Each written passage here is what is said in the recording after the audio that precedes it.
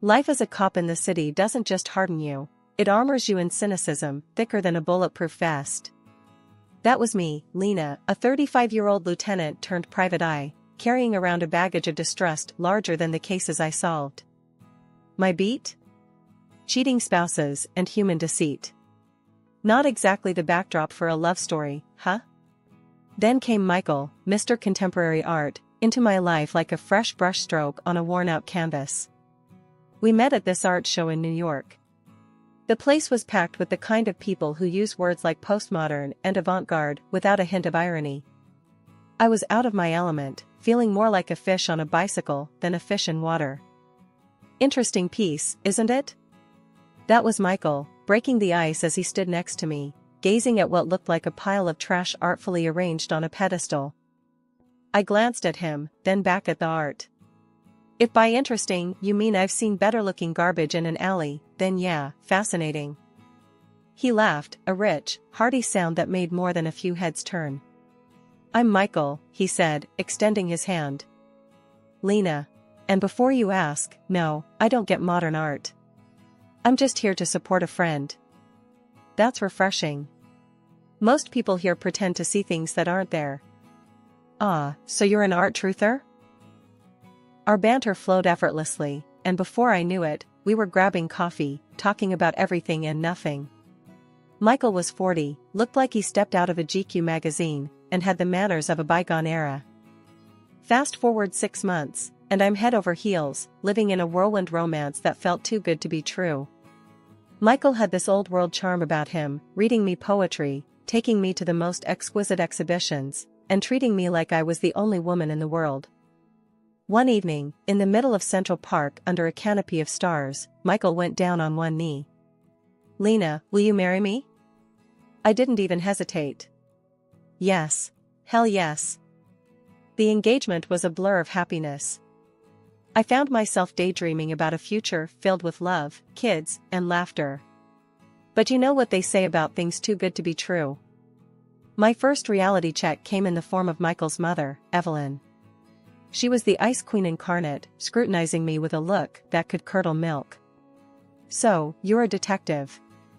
Isn't that a bit unladylike? She asked during our first dinner together. Depends on what century your definition of ladylike comes from, I shot back, not missing a beat. Michael gave me a tight smile, but I could see the warning in his eyes. Lena's one of the best detectives in the city, Mom. Evelyn sniffed. I suppose that's one way to meet men. I clenched my jaw, forcing a smile. And here I thought it was to stop crime and serve justice. Silly me.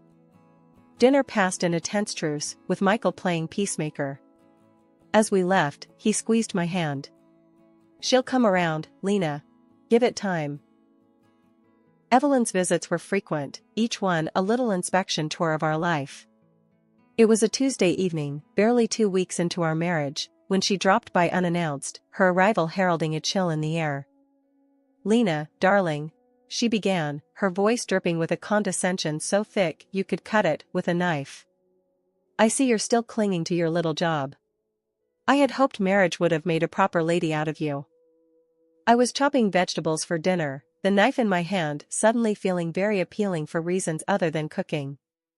Evelyn, where I come from, we call this making a living. You should try it sometime instead of living off others. Her lips tightened, but she maintained her composure. Michael was raised with certain expectations. It's not too late to choose a more respectable profession. Something less masculine. Respectable? You mean like being a professional busybody? I retorted, not bothering to mask the bite in my voice. No thanks, I'll stick to catching cheaters and liars. Speaking of which, how's your bridge club going? Michael walked in just then, his timing as impeccable as ever. What's going on here? He asked, looking from me to his mother. Your wife was just explaining her career choice to me. It seems I've underestimated the thrill of working with criminals, Evelyn said, her tone saccharine. Michael sighed, rubbing the bridge of his nose. Mom, Lena's job is important to her. It's who she is. And Lena. He turned to me, a pleading look in his eyes. Please, let's not do this now.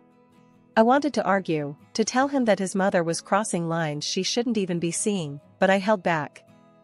This was his mother, after all. Fine, I muttered, turning back to my vegetables with more force than necessary. The evenings following Evelyn's visits were always tense. Michael would become distant, retreating into a shell I couldn't crack. It was clear whose side he was on, and it wasn't mine. One such evening, after a particularly grueling visit from Evelyn, who had criticized everything from my cooking to the way I folded towels, I confronted Michael. "Why don't you ever stand up for me? Your mother treats me like I'm the dirt under her shoe, and you just let her. What kind of marriage is this?" Michael looked at me, weary. "Lena, she's old, set in her ways. What do you want me to do? Disown her?" "No, I want you to have my back. To tell her she can't walk all over me, us. Is that too much to ask?" He sighed, running a hand through his hair. "I'll talk to her, okay? Just give it some time. She'll come around." But she didn't. And neither did he. The divide grew, Evelyn's disdain and Michael's inaction wedging a gap between us that felt insurmountable. It was clear this was more than just a rough start. This was a glimpse into what my future held if something didn't change. Living with Michael started to feel like I was in one of those dramatic TV shows where the cracks slowly start showing in the perfect facade. He worked at this fancy art gallery, which sounded posh until you realized his paycheck was as unpredictable as the weather in spring. Meanwhile, I was doing pretty well for myself, pulling in enough to keep us comfortable, living in a spacious apartment in a nice part of the city. I remember one evening, the conversation at dinner turned towards the future. I was talking about maybe, eventually, wanting to buy a house, have a bit of space for when we decided to start a family. Michael, fork halfway to his mouth, paused and gave me this look. "Lena, I'm not sure where you're getting these ideas from. We don't need a house. And me getting another job? That's not on the table." I put my fork down, trying to keep my voice level. "It's not about needing, Michael. It's about planning for the future. And it wouldn't hurt to have a more stable income, you know?" He laughed, a sound that used to warm my heart but now just grated on my nerves. "You and your obsession with money. It's always about the bottom line with you, isn't it? Money isn't everything, Lena." I could feel the anger bubbling up inside me. "Easy for you to say when you're not the one worrying about paying the bills every month. I'm not obsessed with money. I just don't want to end up struggling." Michael shrugged, going back to his food like we were discussing the weather. "I'm happy with our life as it is. You're the one who's never satisfied." I stood up, my appetite gone. "Maybe I wouldn't be so focused on money if you contributed more than just criticism about how I manage ours." He didn't look up. "I contribute in other ways. Not everything is about money, Lena." That night, I lay in bed, staring at the ceiling, thoughts racing. It wasn't just about the house or the kids or even the money. It was about respect, partnership, and support, none of which seemed to matter to Michael as long as the status quo kept his life easy. His accusations of my so-called obsession with money were a convenient deflection from his unwillingness to confront the reality of our situation. On what started as a mundane Sunday, the living room transformed into the stage for an unexpected drama when Evelyn, my not-so-beloved mother-in-law, decided it was the perfect day for a visit. With her arrival came an air of tension, thick enough to slice through. She was glued to her phone, her voice fluctuating between panic and confusion, as she navigated through a conversation that set off every red flag in my book. "And you're saying my social security number has been suspended? How much do I need to pay to fix this?" Evelyn's voice cracked as she fumbled through her purse, pulling out her checkbook and a slew of documents, her hands shaking with a mix of age and fear. I was in the kitchen, coffee in hand, when my ears picked up the mention of Social Security and payment. Years on the force had honed my instincts, and every fiber of my being screamed, "Scam." I rushed into the living room, my approach silent but swift. "Evelyn, hang up the phone. It's a scam," I interjected, my voice firm yet composed, hoping to convey urgency without inciting panic. She whipped around, eyes wide with shock and offense. I beg your pardon. I'm handling this, Lena. There's no need for your intrusion. But before she could continue her protest, I reached out, my hand clamping down on the phone, and ended the call with a decisive click. The room fell into a stunned silence, the air thick with tension. Evelyn recoiled as if I had slapped her, her face contorting into an expression of fury and disbelief. How dare you? That was incredibly rude and uncalled for. Who do you think you are, treating me like some naive child? Michael, drawn into the living room by the commotion, stood at the threshold, his expression a mix of concern and frustration. Lena, what's going on? Why are you upsetting my mother? I turned to him, my frustration mounting. That call was from scammers, Michael. They were trying to con Evelyn out of her money by claiming her social security number was suspended. This is a common tactic. I've seen it 100 times. Michael rubbed the back of his neck, a gesture I knew meant he was in a tight spot. Okay, but couldn't you have been a bit more diplomatic about it? Evelyn, gathering her things with trembling hands, shot me a look that could curdle milk. I don't need to be saved, especially not by someone who treats me with such disrespect. I'm leaving. We'll see what the bank says about this so-called scam.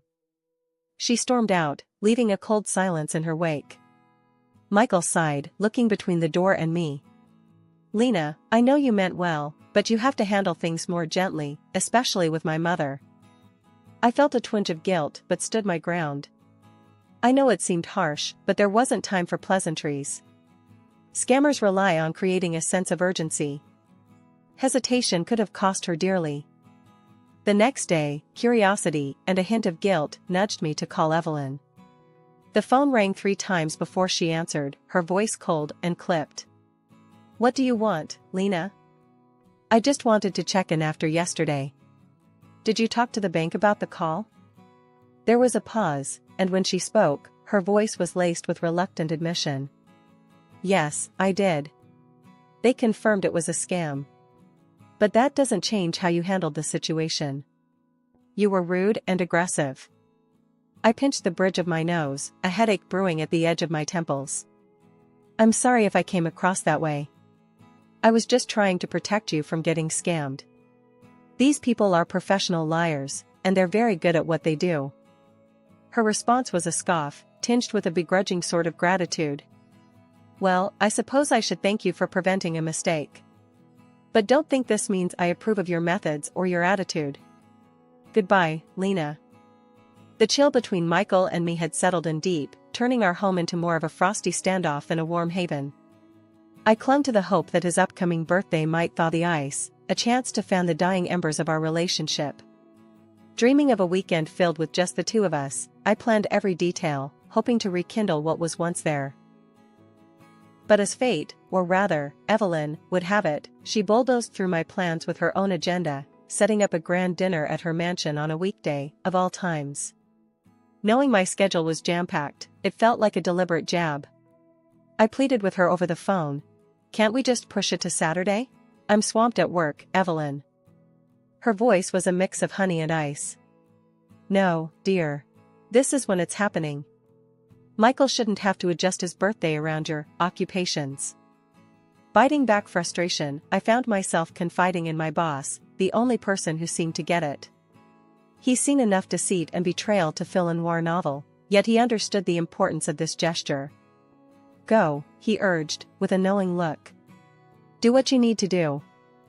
Arriving at Evelyn's, the party was in full swing, a spectacle of faux merriment. Evelyn spotted me like a shark senses blood, her smile tight as she hastily whispered something to Michael.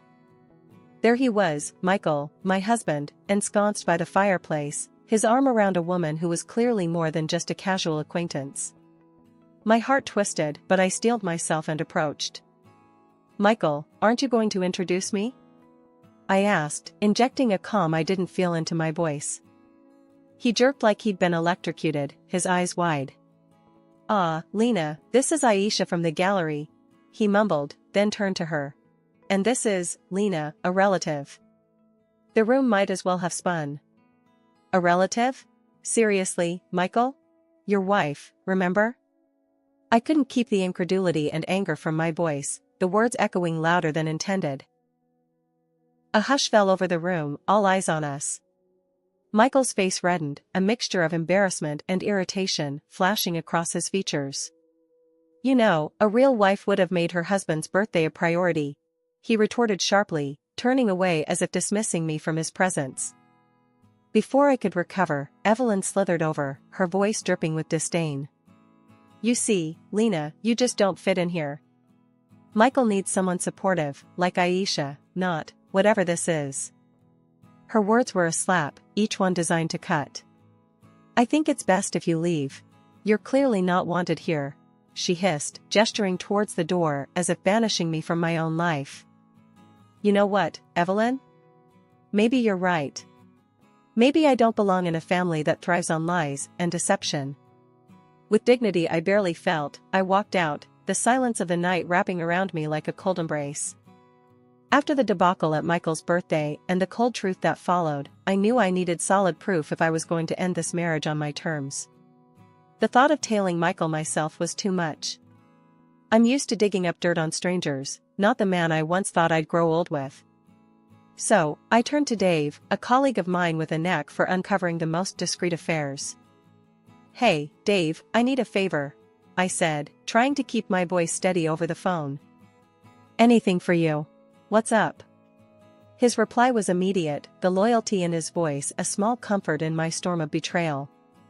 It's Michael. I know he's seeing someone. I need evidence, I confessed, feeling a mix of relief and dread admitting it out loud. Say no more. I'll handle it discreetly. You'll have what you need in no time, Dave assured me, his confidence soothing some of my anxiety.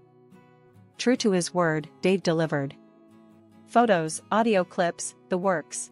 It was damning. The woman, Aisha, was indeed more than just a colleague.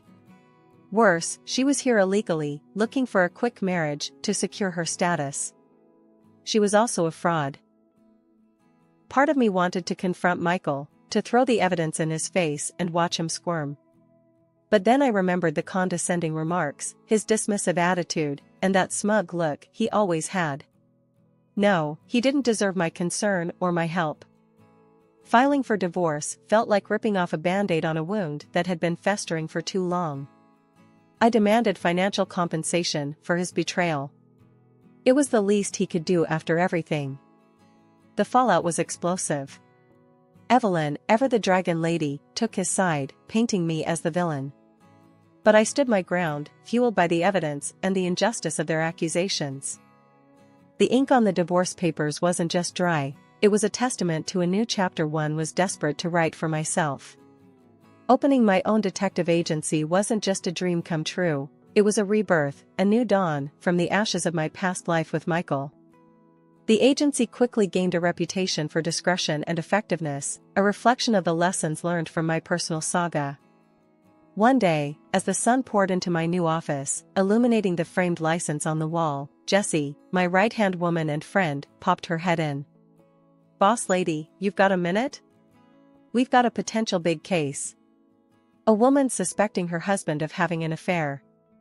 Wants the full works, surveillance, photos, the lot. I couldn't help but smile at the irony. Sounds like our bread and butter. Do we have details? Jessie nodded, laying the file on my desk. Yeah, but there's a catch. She's got a tight budget. Really tight. I thought about it for a moment. This was my chance to pay it forward, to help someone who was possibly in the same boat I'd been in not so long ago. Tell her we'll work with her budget. And Jess, let's make sure we're thorough. I know too well what it's like being on the other side of this conversation. Jessie's grin was wide. Knew you'd say that. You're a good person, you know that? Try telling that to my ex, I quipped, but the jest didn't reach my eyes. The case was as straightforward as it gets in our line of work.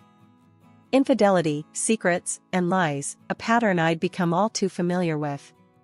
But with each case we closed, I felt a piece of myself heal, a validation of my decision to start anew. One morning, as the city was slowly waking up, an elderly lady stormed into my office, her frustration palpable. She was ranting to my receptionist about her son's wife who had apparently vanished with a considerable amount of money, leaving them in financial ruin. She insisted on speaking with the owner, mentioning something about needing a payment plan. Curious, I decided to meet her myself. Imagine my surprise when I came face to face with Evelyn, my former mother-in-law.